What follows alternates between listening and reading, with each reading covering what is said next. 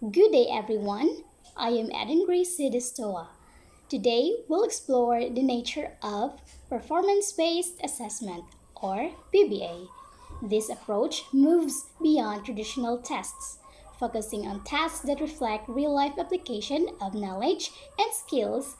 Now, what is performance based assessment? Performance based assessment evaluates students' ability to demonstrate understanding through authentic tasks, such as creating a product, performing an experiment, or solving a problem. What's the difference between performance based assessment and traditional tests in terms of its focus and format?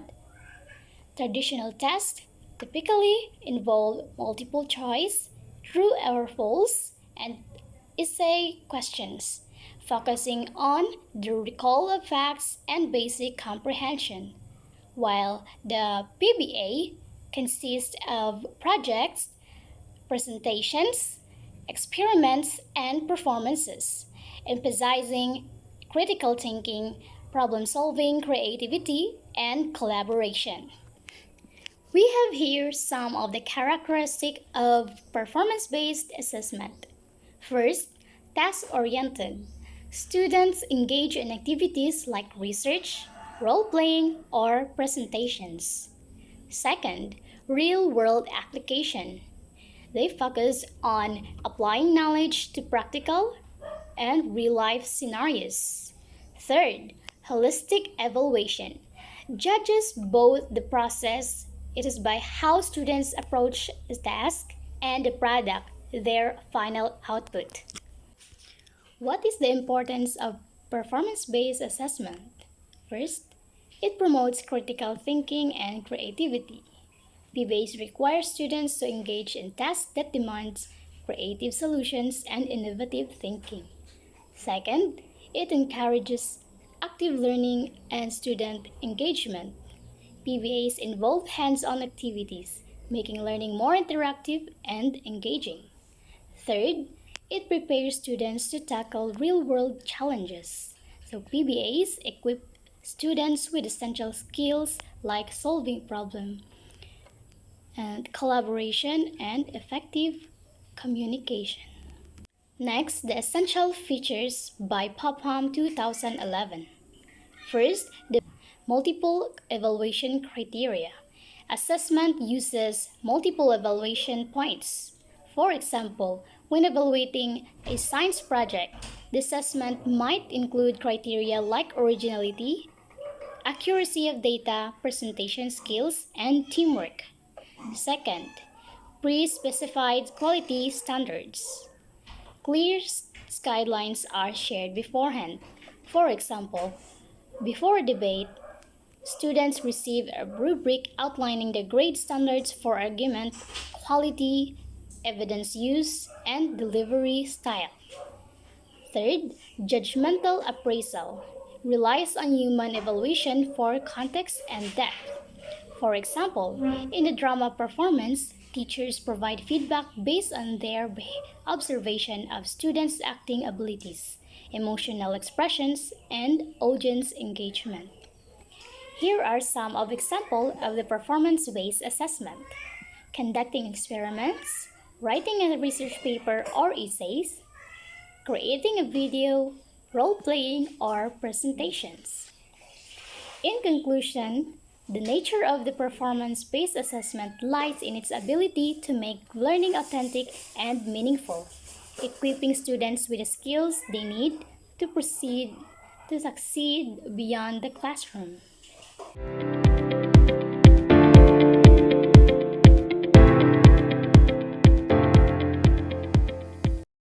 Good afternoon, everyone, especially to you, Mom Genovia. Good afternoon to you. Now, I will be the second reporter for the Chapter 3 Nature of Performance Based Assessment. And the performance based assessment will be tackled by my co reporter, Miss Eden Distoa, about the introduction, the overview. And now, I will going to discuss the types of performance tasks. So, they have 7 types of performance tasks. And for the main objective of the performance task is to capture all the learning targets which shall be aligned to the teaching and learning objectives activities, and assessments. So this could be in the form of problem solving, demonstrations tasks, presentations tasks, and other. Next, we're going to discuss first the problem solving. So teacher may include activities and make sense of complex authentic problems or issues to be solved by the students. For the problem solving, this helps the students become independent thinkers and learners for life and help them meet the challenges of the 21st century. Next will be the completing an inquiry. An inquiry task is one in which the students are asked to collect data in order to develop their understanding about a topic or issue. So there will be a question and answer that the students may be confused, have curiosity about the particular lessons. And students determine what data are needed and under what condition the data should be collected, presented, and develop conclusion. Next is determining position. So the one example of here is the case study. So this task requires students to make a decision or clarify a positions. Next is the demonstration task. These tasks show how the students are use knowledge and skills to complete well-defined complex tasks. So example here are the procedure on how they are going to cook and procedure on demonstrating how to set up the microscope. Next is developing exhibits. So when I was in first year, so I encounter or I will be joining science exhibit. Exhibits are visual presentation or displays that need little or no experimentation from the creators. So in developing exhibits, it is offered to explanation, demonstration, or show something for the presentation task, of course. So this is a work or task performed in front of the audience. So example are the singing, dancing, musical play or theater, or acting some presentation which demonstrate presentation tasks. Next is capstone performances. These are the tasks that occur at the end of a program of study and enable students to show knowledge and skills in the context that matches the world of practicing professionals. So, for examples, this task includes research paper, practice teaching, internship, or on-the-job training.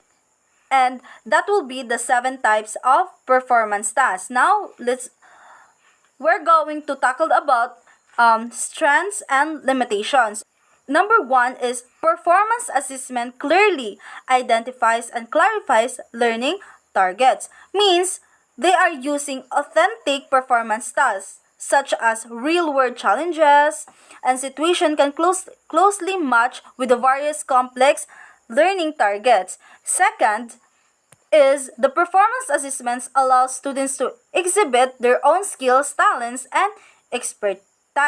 So tasks show integration of the student's skills, knowledge, and abilities, provide challenge and opportunities to exhibit their best creation. Next is performance assessment advocates constructivist principle of learning. So in this one, students are more engaged in active learning styles and give more opportunities to demonstrate their learning in different ways and the complex tasks. Next is performance assessment uses a variety of approaches to student evaluation. So in this one, this offers students a variety of expressing their learning and increase the validity of students' evaluation. Teachers may share criteria of assessment before the actual evaluation so that students can use their criteria as well. So it's just like norm reference or criterions reference interpretations. So we already know that assessment is tied up with evaluation. So you're going to assess first before you judge whether he or she fails your activities or performance. Next is the performance assessments allows the teachers to explore the main goal and processes of teaching and learning process. So in this one, teacher may reflect, revisit learning targets curriculum, and instructional practices. That they may use a variety of teachings, strategies, and techniques and explore how students will use the instructional material and resources given to them. That will be the strength and limitation for the performance-based assessment. That will be all in my part, and thank you for listening. Good day everyone, I am your third reporter for this report and I will be continuing the lesson about nature of performance-based assessment, chapter 3. I will be discussing about the 5 distinct limitations that performance-based assessment have as well. We have the number 1. Development of high-quality performance assessment is a tedious process. When we say performance assessment, it needs careful planning and implementation. It is very time-consuming to construct good tasks. Teachers have to make sure that the performance tasks expected from the students are authentic. Quality scoring rubrics are difficult to create as well. Let's proceed to number 2. Performance assessment requires a considerable amount of time to administer. Most of the time, performance assessment is administered to small groups of students, unlike traditional testing, which is simultaneously administered to an entire class. The third one is performance assessment takes a great deal of time to score. The more complex the process and performance, the more time you can expect to spend on scoring. To reduce the scoring time, crafting a high-quality rubrics is recommended. Okay, so we are on number 4. Performance task score may have lower reliability. This resulted to inconsistency of scoring by teachers who interpret observation quite differently. With complex tasks, multiple correct answers, and fast-paced performances, scoring depends on teachers' own scoring competence. And we are on to the last one, number 5. Performance task completion may be discouraging to less able students. Some tasks that require students to sustain their interest for a longer time may discourage disadvantaged students. Okay, so as we can see here, these are the summary of strengths and weaknesses of the performance assessment. I will show you the strengths first, and after that I will be showing you the weaknesses. The first one is integrates assessments with instruction. It is a way of teaching strategy that helps students learn by aligning assessments, learning objectives, and instructional strategy. The second one is learning occurs during assessment. And yes, this is true because assessment helps students understand their progress and identify areas for improvement. This type of assessment is called assessment for learning, and it's a key part of the learning process. Number 3 is provide opportunities for formative assessment. There are some ways to provide opportunities for formative assessment, like peer assessment, questioning, exit tickets, Maria's point, oral feedback, and etc. Number 4 tends to be more authentic than other assessments.